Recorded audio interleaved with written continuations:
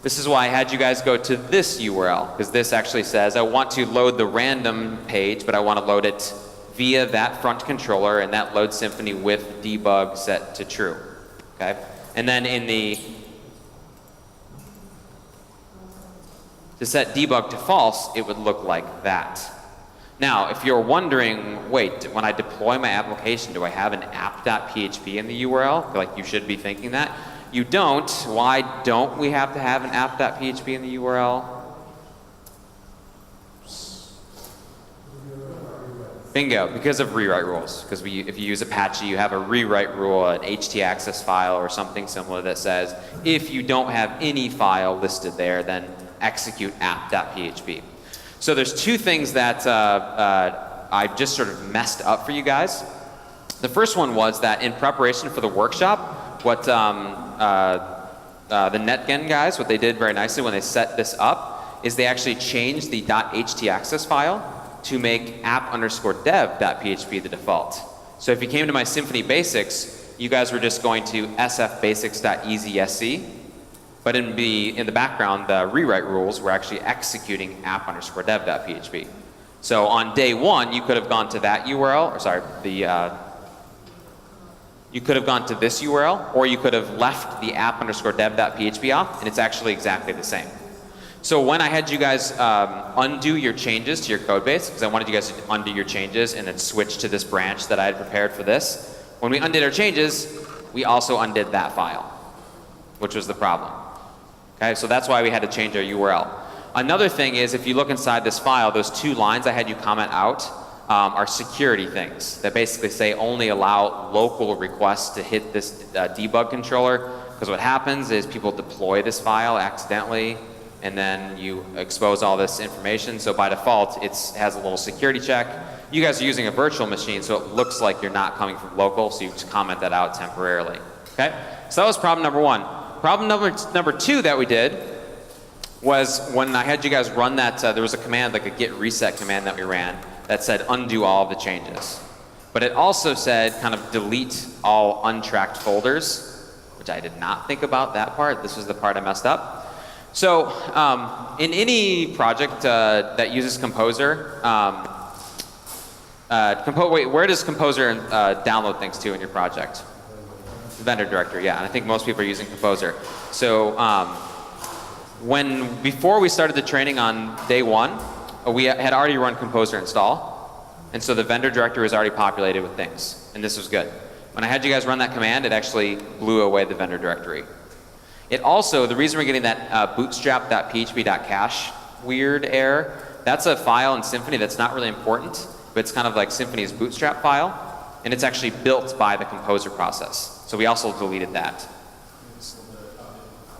Yeah, we basically need to download Composer again. So this is a long way. I want to, instead of just telling you guys how to fix it, I want to kind of explain what's going on. So if you guys actually cloned a Symfony project, so let's say I'm working on a project, we work on the same company, and I say, hey, you need to start working on this project, you would clone our repository, and if you only did that, you would actually get this error. This is basically the error that's saying like, hey, all of our vendor libraries are missing. Cool? So what we're going to do is fix that. And I think most of you guys use Composer already, so don't wait for my instructions. We basically just need to download Composer. Is it a global executable? I totally thought it wasn't. Thank you. It's just called Composer, right? So just type Composer install.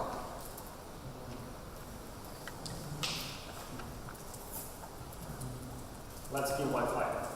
Yeah, this might totally be a problem.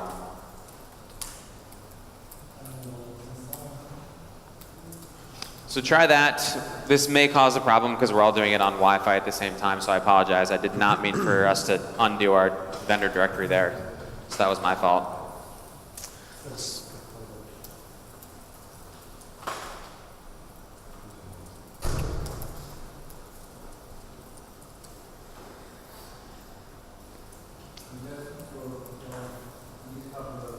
Yes, if you ask for your GitHub credentials, go ahead and log into GitHub. It's doing that because GitHub is seeing that our IP address is requesting too many things right now. So it's rate limiting us. I know, happens all the time. So it'll probably ask for your username and password, unless you did this when I was talking and beat everybody else to it. Then you didn't have to, but you caused the rate limit problem.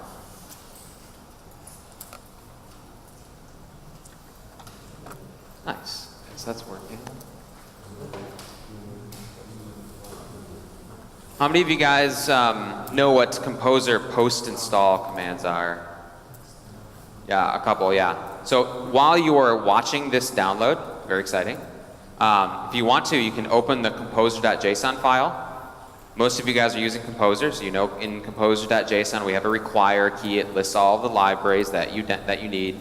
So when you run Composer install, it just downloads those libraries. That's what Composer does. It also, in your composer.json, you can have what are called post-install and post-update commands. So if you open that file, you'll see those in there. And they do exactly what they sound like. They say it's a way for you to say, in my project, after you run Composer install, I want you to execute this script. Maybe you have some script that like clears a cache or something like that. So I just want to point out while we're waiting for this that Symfony actually does have a couple of those things, and that's a feature that exists. In fact, that bootstrap.php.cache file, it's actually a post-install command that builds that. Not an important detail, but that's where that magic's coming from. So you'll see like in your composer.json, you'll see one of those post-install commands says something, something, something, something. Yeah, build bootstrap.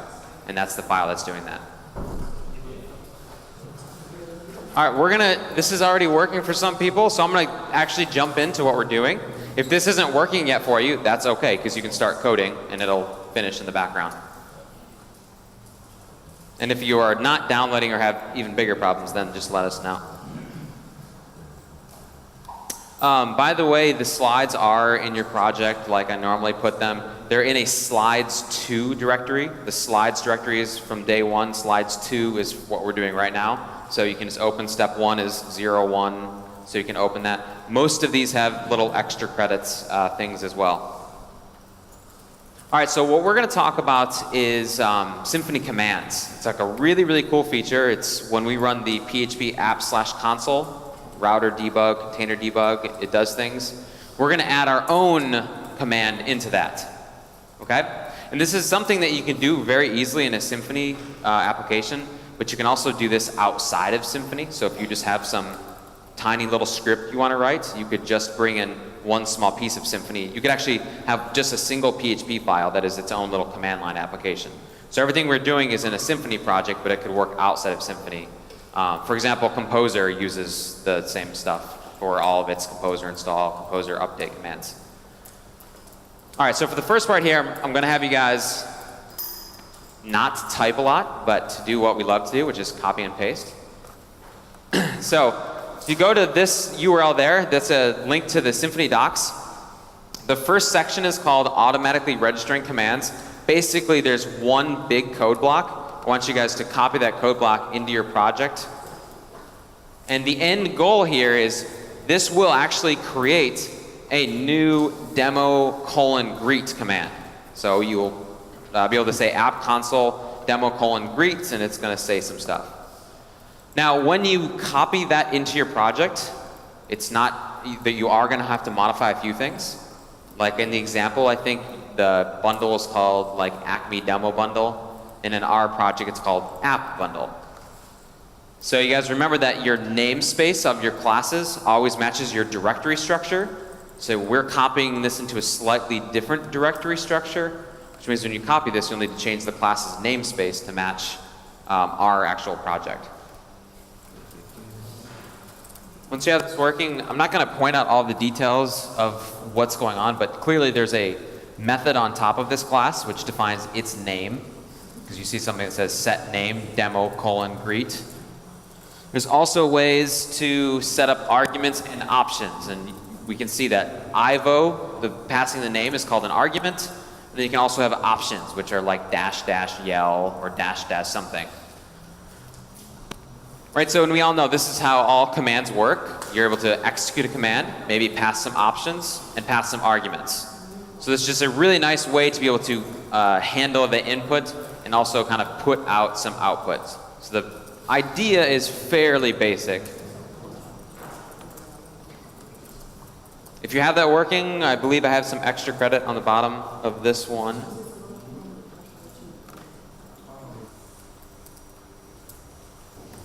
And of course, you can add as many arguments as you want. You could have 5 arguments and 10 options.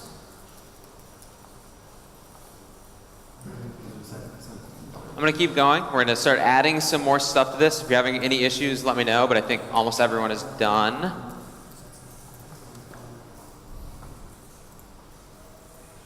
All right, awesome. So these commands, the reason I wanted to show the commands is A, I wanted all of us to get just more experience doing things in Symfony, and B, the commands are just actually just a really fun thing to do. So this is a really small step here. So the cool things you can do with the command are that you can handle input, like options and arguments. You can also do stuff with your output. So this is a really simple thing here where you can actually surround any text with a comment tag or an info tag, and it's actually going to give it different output. So I want you guys to go through these steps at the beginning. We're just going to kind of print a different message at the beginning, but if you put that comment thing around it, then you actually get different coloration. So this should be a pretty fast one, and there's also extra credit on this. And so the info and the comment, those are 2 built-in styles. I know they look like HTML tags. They're kind of like that. So info and comment are built-in styles. You can also build your own styles in there. So you could have something called angry and make it be like bright red or something like that. See, right? Once you all fix the projects that I broke, this is actually pretty easy. If you think about it, these commands are very much like what we do in web apps. In web apps, you get like query parameters or post parameters as your inputs. In this case, we have this input object, and we can get options and arguments from it. And then in a web app, we usually output HTML, and here we use that output object to kind of just write things out.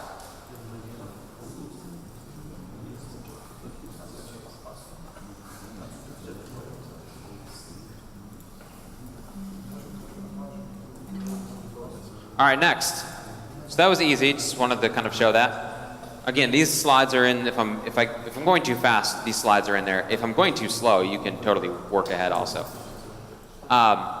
So one of the things that's really cool inside of Symfony's console that would be really hard to actually develop yourself is getting user input. So what we're going to do here is actually ask a question. So we want to be able to run the command app console demo greet and actually have it ask you, how many times do you want me to greet you?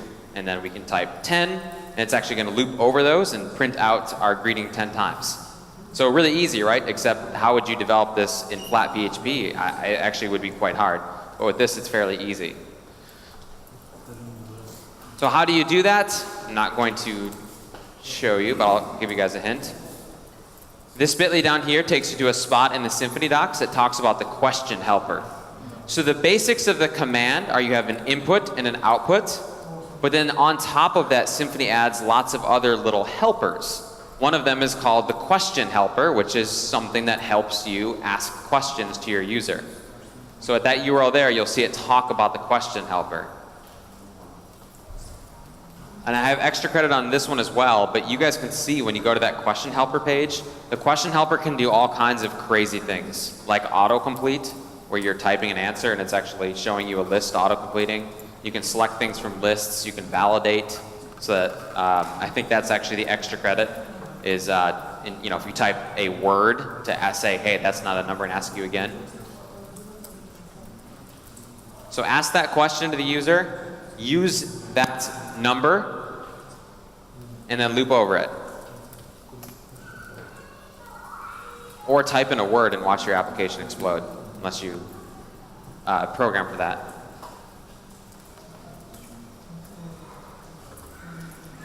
So as you guys are thinking about this, even if you don't use Symfony, like I said, these tools are available just in flat PHP applications. How would you do that if you're finishing early and are curious? In the Symfony docs, actually, if you just Google for it, Google for Symfony console creating a single file app, you kind of Google for that. We have an entry that basically shows you how to create an application just like this, but with outside of the Symfony framework, just a single file. All right, how many people have this working? Okay, I think most people. If you don't have it working, grab Sasha. So again, the commands are very easy. There's input, there's output. You read input, you print things. This is very easy for doing like batch tasks. You know, I need to import a bunch of records from the database. You can get input, you can get output. And then on top of that, Symfony just adds helpers, like the question helper. And I think a lot of you saw, because I actually did not give the most clear directions, you guys, there's a question object. So if you have this working, you have something that says new question, and then you ask a question. There's also an object called a confirmation question. Because there's lots of different ways that you can ask the user questions. You can say, how many times should I do this? Or you can ask a yes or no question, like, do you want me to do this? That's the confirmation question. There's also ways to ask like from a list, like choose from the following. So if you look through that page, there's just different ways. It's all basically the same thing. It's a way to ask the user questions. They're just different ways to ask questions. Yes, no, choose from this list. And then if you want to get really fancy and nerdy, you can do things like auto-completion. You start typing and it's auto-completing, or validation, and all that stuff's kind of in there as well. So the question helper is very, very powerful, but it's basically all just different ways to ask questions.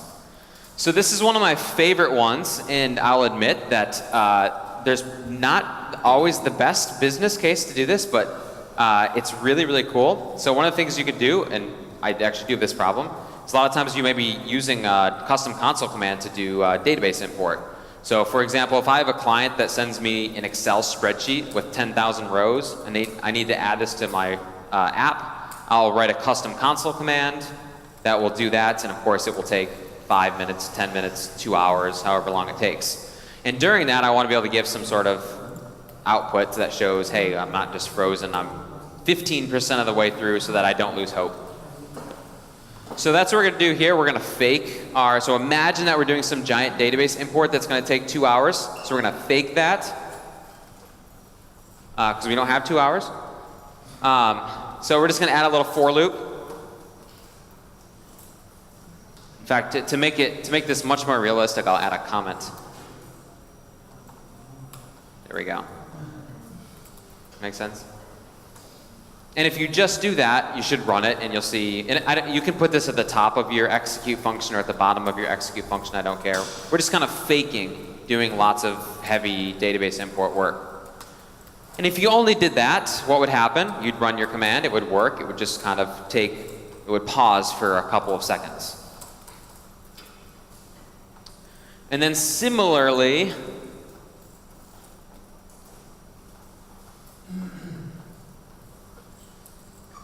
we had the question helper, helps you ask questions. Now we're going to use the progress bar helper, which is going to help us print a progress bar. So part B, and again, I have a link here. You guys can also just Google Symfony progress helper, and you'll find the same page. So I'm just trying to save some confusion, but if you Google for this, you'll find it. If you go to this bit.ly URL down there, it'll take you to the Symfony documentation. It's going to show you how to use the progress helper.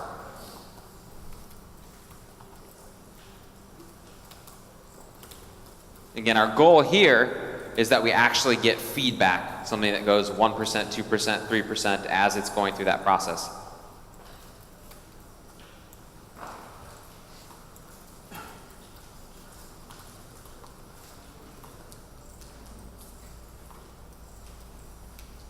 When Symfony added this feature, I said, I can't wait to find a problem for that solution.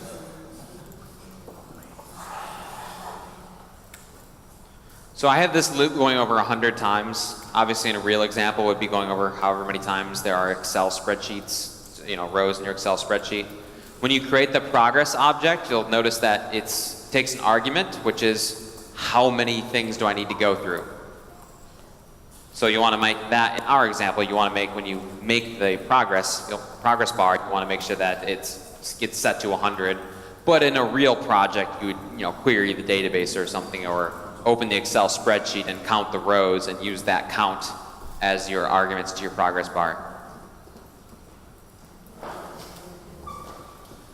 And if you get this done, you can change that 100 higher and higher. See how high you can make it before your virtual machine turns off or your fan on your computer starts spinning up.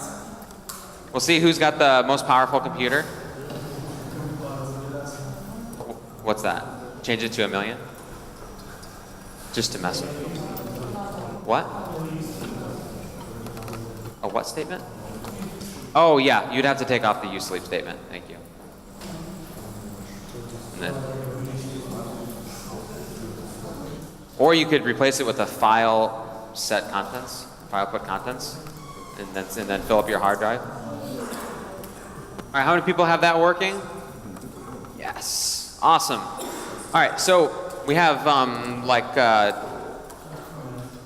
wait, 24 minutes. Oh wait, before the break, 24 minutes. Thank you. We have 24 minutes left, so this was kind of the Symfony command/extra credits kind of segment here.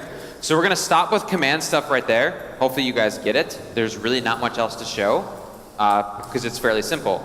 There's also a table helper if you want to print out tables onto the screen. So just be aware that that's stuff there, and you can do more formatting stuff, all kinds of fanciness. Does anybody have any questions about this or thinking about using this in your project and you're wondering how would I do X? Does it seem pretty easy? Because it should seem pretty easy. Yeah? You have quite powerful commands for doctrine, drop tables and drop database. Is there any good way to prevent command being executed on production? Oh, good question. Yeah. Is there any way to make a command, a good way to make a command not executable on production? The way it's typically done is using a confirmation question where you have to say, are you sure you want to do this? If you really want to make it not run in production, then you could have a bundle. Like we have app bundle right now, right? And it's always there. You could actually create a bundle called maybe your development bundle. And then you could, there's a way to only include that bundle in Symfony when you're in development mode. So literally when you deploy it to production, that bundle is not even executed. That wouldn't be there in App Console. Can I get? Yeah, I'm actually just realizing there's a hole in my logic. This is an kernel, right? They usually do doctrine fixture bundle. You just include it in your test environment because it doesn't get sense in production. But if you really want your bundle to work in production, but you just want this particular command not to be run in production by mistake because it dropped tables, you can take the container and get the environment variable from the configuration. You said, okay, give me the environment, and if you see I'm on production environment, you can throw exception or press return and print some nice message.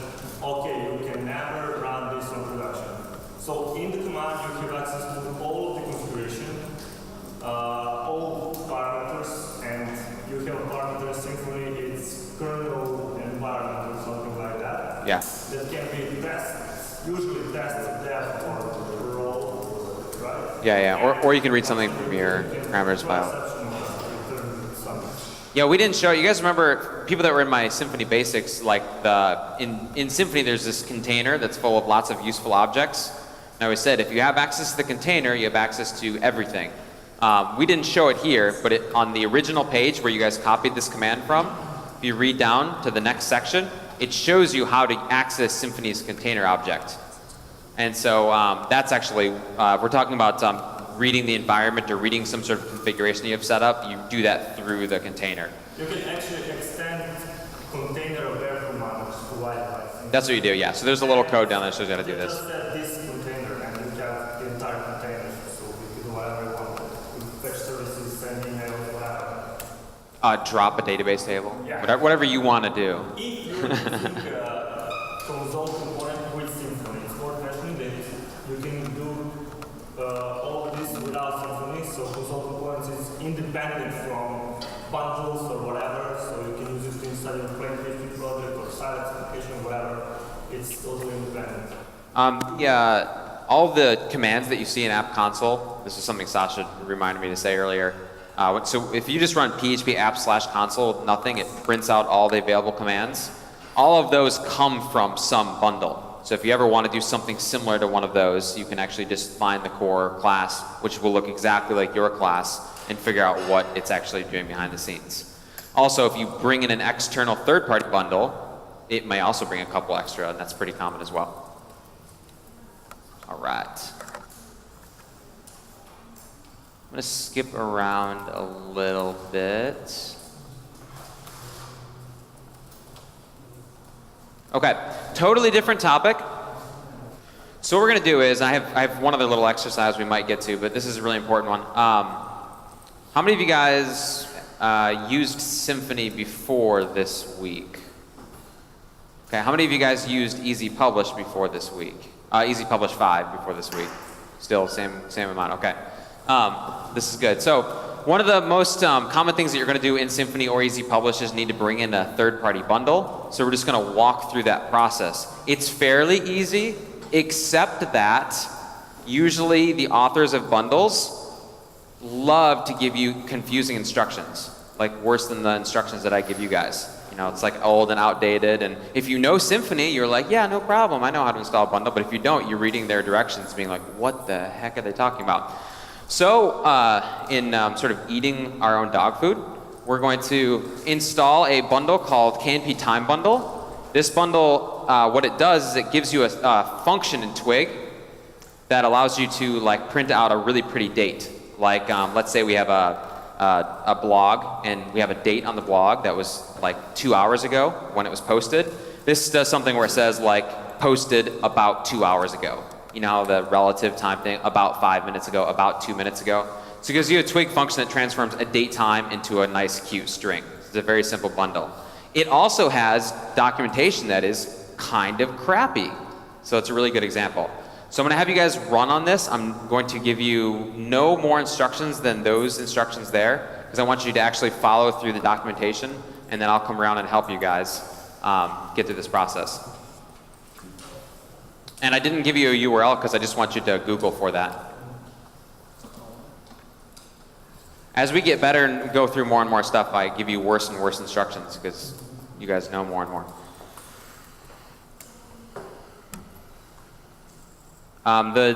Probably the most popular site if you ever want to search for Symfony bundles is knpbundles.org. Though if you also Google, you're going to find information about bundles as well.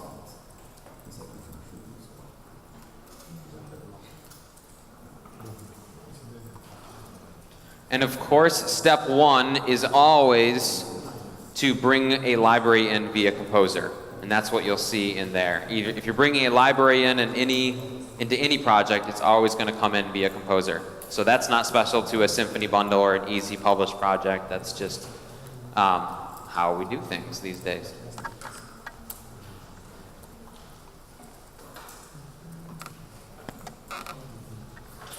And what's cool is that these first two steps are really the two steps that are always the same when you bring a bundle in. So really focus on the first two steps. One, you need to get the library into your project via Composer. And then two, we're bringing a bundle in, we need to activate the bundle. And if you guys were in my Symfony Basics on Wednesday, you remember we created an app bundle, and then we initialized it by putting it in the app kernel class. So it's always get the code with Composer, and then step two is activate it inside of the app kernel. And I'm going to change, I went out of order, so I need to change some instructions.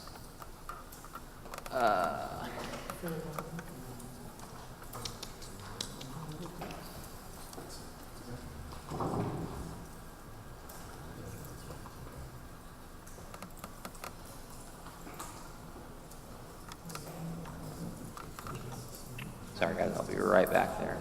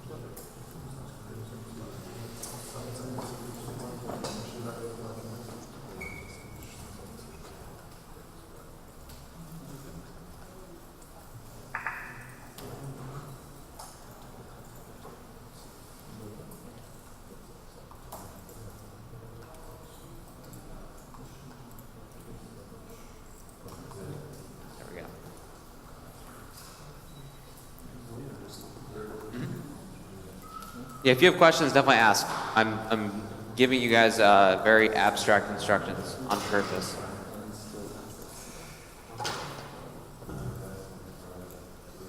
Ah, yes, yes. What are you guys using for the version constraint when it asks you for that? Star. That'll work, yeah. Yeah, star, dev-master. Really good, yeah, really good answer. Really, the library should tell you. I find that that happens rarely. They just kind of leave you out there. So the best way right now, this will, by the way, this will be fixed in Composer whenever a pull request gets merged. That should get merged. Rant over. The best way to check this is to go to packages.org. That's the repository for packages. And you can actually see, well, what is the stable version?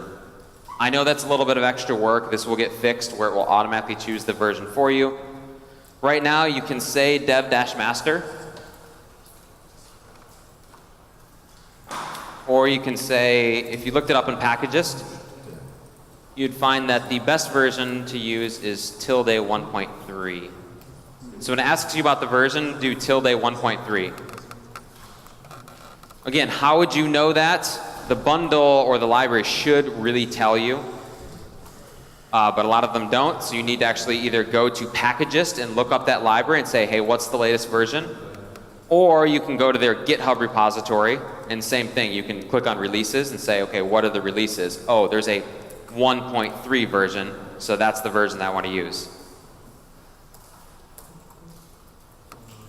This will get better in the future, but this is the reality of how a lot of libraries have their documentation right now.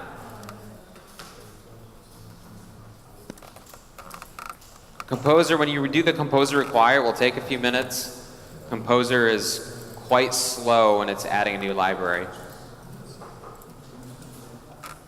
You can go on to step 2. You can continue on with going through the documentation of the bundle. Go to step 2. Go to step 3.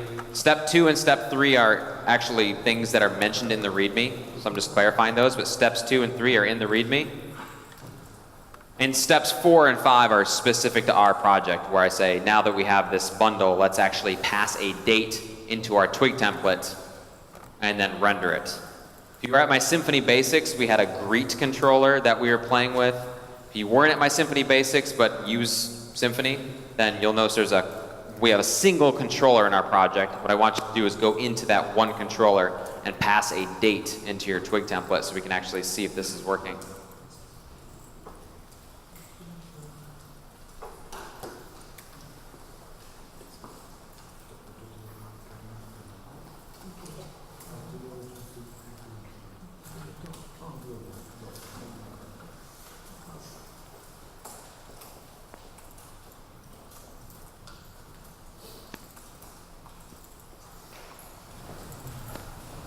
And this is a good way to say that when you're working with Symfony, you're not benefiting only from using a framework itself, but also you get benefit from a lot of open source bundles that are out there. So if you have a problem that you need to solve, better go to KnpTimeBundle or to Google and try to find probably someone that's already implemented it for you.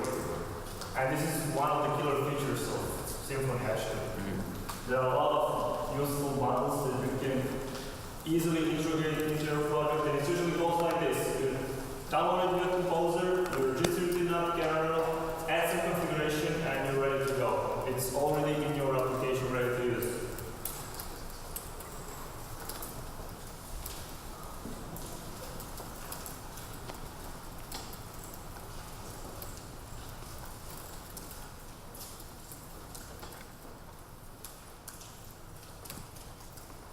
In this process, I'm showing you guys the reality of some bundles have okay documentation. This process is going to get dramatically better over the next couple of months. This is something that part of the core team is focusing on, so that you could maybe just be able to say, install this library, it picks the latest version for you, adds the app kernel for you, and then maybe even starts to help you configure the library a little bit.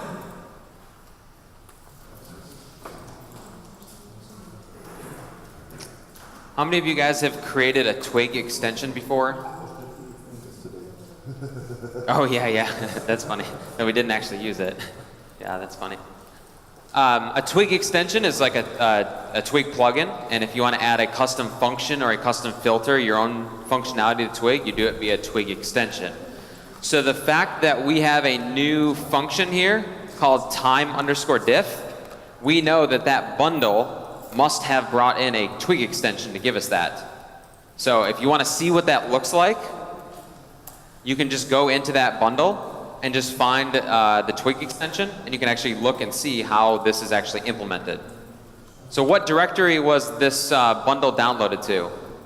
Where could I actually find this KnpTimeBundle?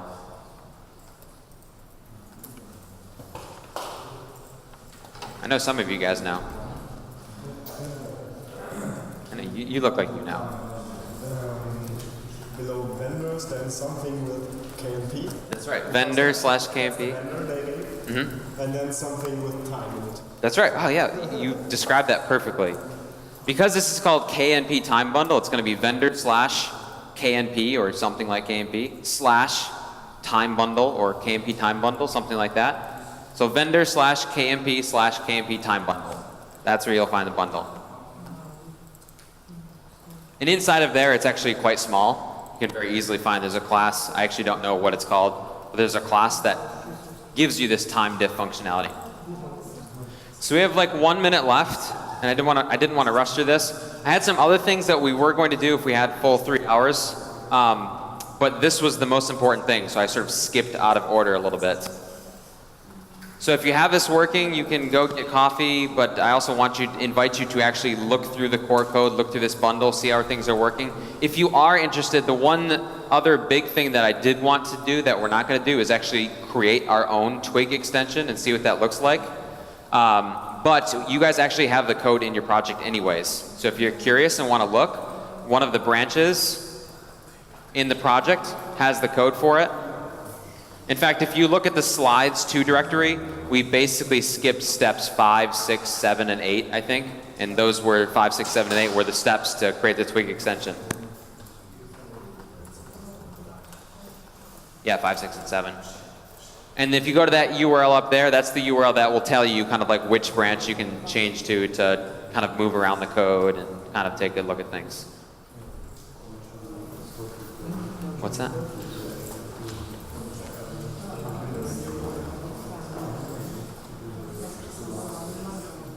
Oh, yeah. You technically only need to do that if you undo all of your changes first. Yeah.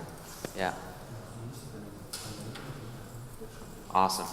Does anybody have any questions about installing bundles? Yeah?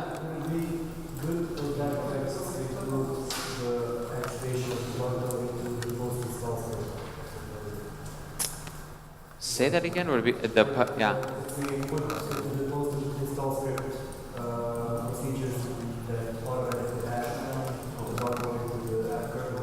Yeah. Yeah, so the question is, what if we put our own script, correct me if I'm wrong, our own script in the compose.json post install, and it was some script that was actually kind of smart enough to look in the app kernel and see if our bundle is in there, and actually add it to the bundle. Or add it to app kernel if it's not there already. And actually, like, this is actually is a feature that makes sense, and it's actually something that somebody is proposing to Symfony right now. Exactly, because really we know in Symfony 100% of the time, if you bring a bundle into your project, you're going to need to activate it via this one very predictable line. So one of the features that's proposed right now for Symfony 2.6, which comes out in November, is something very similar to that, where you kind of say, you use Composer to install a bundle, but the act of doing that automatically registers it. So it's actually a really good idea. Any other questions about installing things in Symfony, commands, country music? I live in Nashville. I don't know anything about country music. Awesome. All right, I'm gonna get out of the way. So thanks guys very much. I'm sorry that I broke all of your projects in the beginning.